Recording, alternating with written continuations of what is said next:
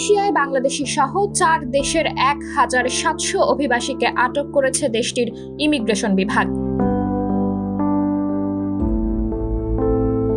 দেশটির সেলাঙ্গরের বন্দর সুলতান সুলেমান শিল্পাঞ্চল থেকে যৌথ অভিযানে তাদের আটক করা হয়। রোববার দেশটির দ্য সান পত্রিকা এ খবর দিয়েছে। জানা গেছে, একটি সমন্বিত অভিযানে জালান সুলতান আব্দুস সামাদ 38 বন্দর সুলতান সুলাইমান আবাসিক এলাকা থেকে তাদের আটক করা হয়। অভিযান পরিচালক খায়রুল আমিনুস কামরুদ্দিন বলেন, এই আবাসিক এলাকায় 3 মাস ধরে আমাদের গোয়েন্দা বাহিনী এটি পরিচালনা করছে। অভিযানের আটকদের মধ্যে রয়েছে বাংলাদেশ, পাকিস্তান, মিয়ানমার ও ইন্দোনেশিয়ার নাগরিক রয়েছেন। তিনি আরও বলেন, GIM, central brigade general operation force, Selangor national registration department, royal ক্ল্যাং city council এবং কেডিএন এর 298 জন এই সমন্বিত অভিযানে অংশ নেন।